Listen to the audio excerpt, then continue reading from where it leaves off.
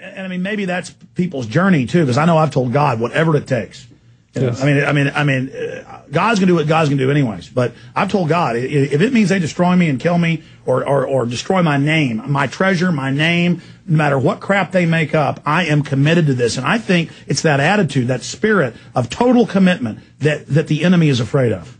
Absolutely. And Christians especially, I'm sure maybe other religions have, but Christians have the martyrs.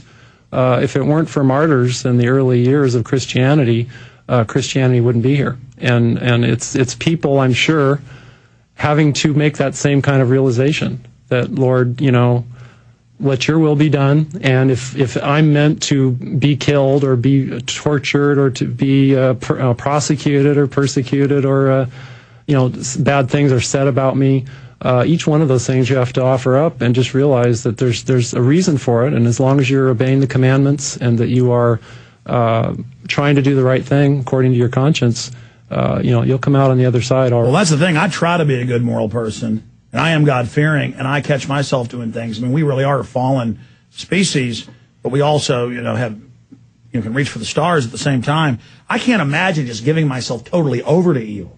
I mean, that must be horrible.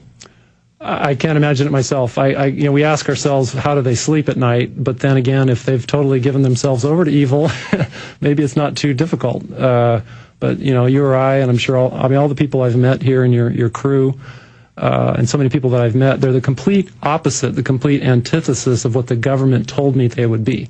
The government said they're greedy, they just don't want to pay their taxes, they're just miscreants, they want to make trouble, and it's not like that. Well, I've looked at most of the original patriots in the kind of the last wave, the last 50 years before us, kind of the G. Edward Griffins and Bob Chapmans at the tail end of that.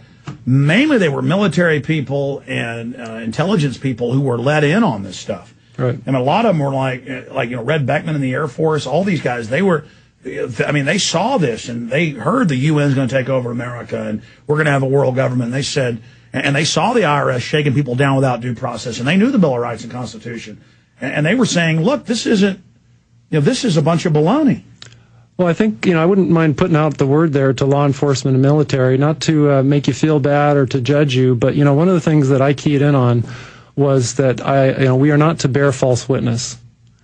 And if you know something is a fact and you know that people's lives are at stake, a government's poisoning us or doing something, you may need to judge how you're going to exit or what you're going to do to make things better. But remember that it's wrong to bear false witness against your neighbor.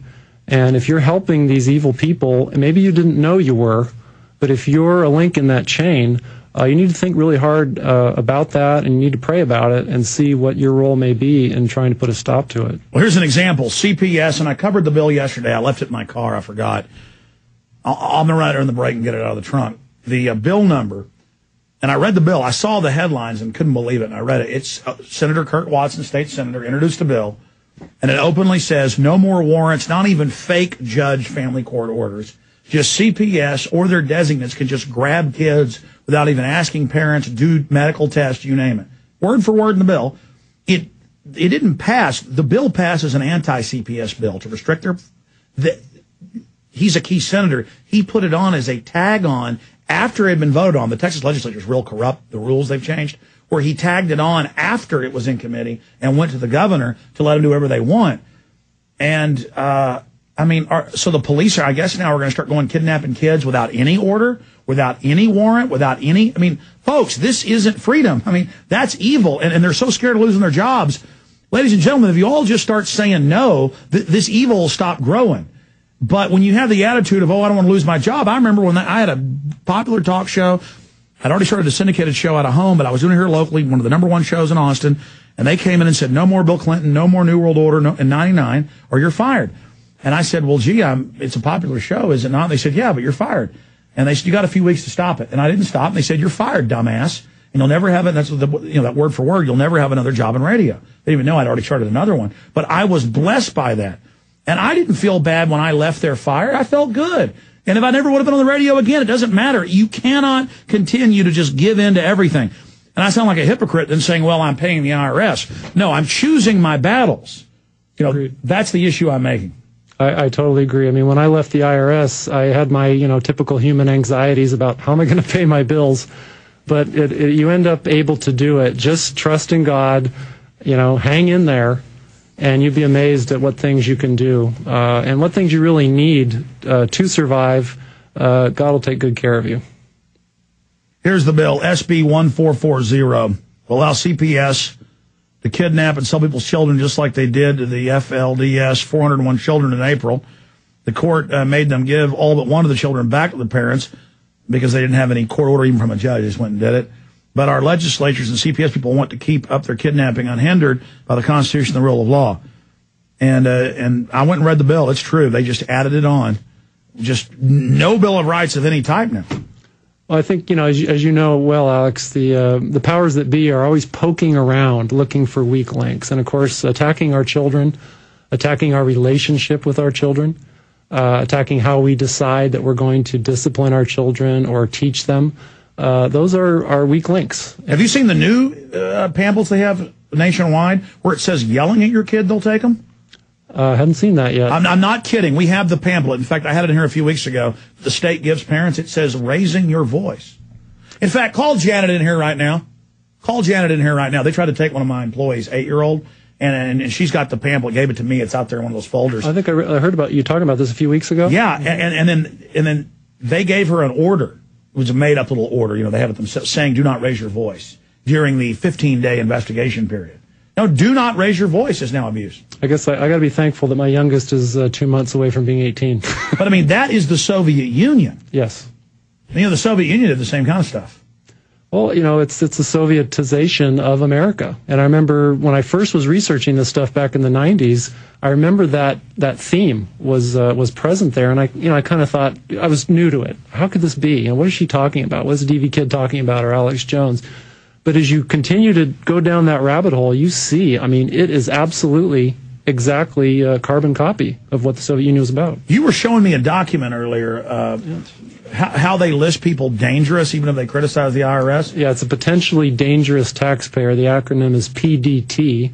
And I discovered through Freedom of Information Act requests that I myself am a PDT. By the way, did you know I've done that 3 times? They won't give me my stuff. I've got to get a lawyer and sue them. They won't give it to any federal agency. They will not give me my, not even blacked out pages. No redactions, nothing. They just give you nothing. Never respond at all? No. Maybe I should hire you to file it for me. No, seriously, maybe you had success. Yeah, so this is in 25.4.1.1. And boy, I tell you, that's amazing.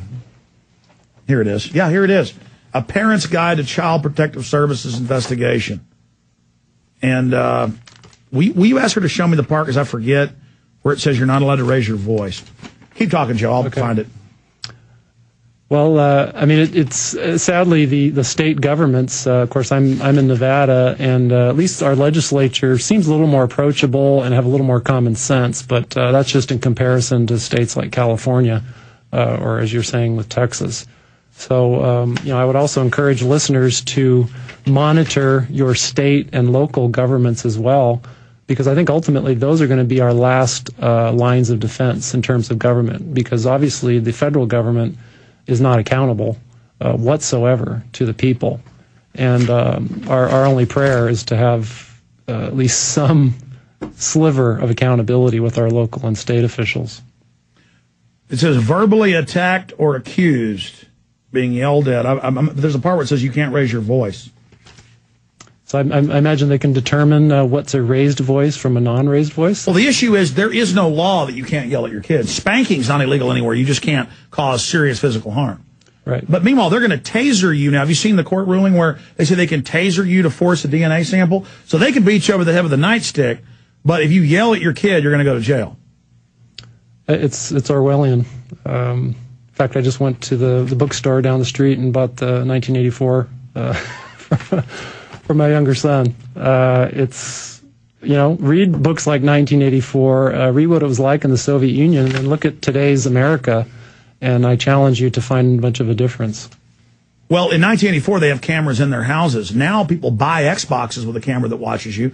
They have cameras on computers Google admits they're using to watch you, but they say a computer is watching you and recording the audio and creating ads. If they hear a dog bark, it puts a dog food ad up. That's already going on. Google announced it 3 years ago. Right. And then I'm the weirdo for talking about it. Right. The public isn't aware of it largely. And you talk about it, and there's something wrong with you. See, that's the difference. Winston knows it's happening, and Huxley, Aldous Huxley, before he died in '62, he gave that Berkeley speech. And he says, I disagree with my colleague, George Orwell, who died. I don't believe it'll be Winston hiding and they're not... No, he won't even care Big Brother's watching him.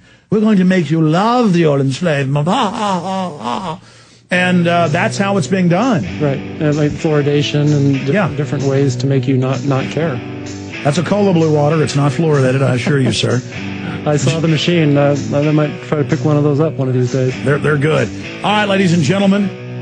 You can biometrically pay for that. You know they're going to just bypass world currency and go right to global biometrics. Final segment with Joe Banister. It has gone by quick. We'll talk about what other interesting information he has on the other side of freedomabovefortune.com. Check it out today.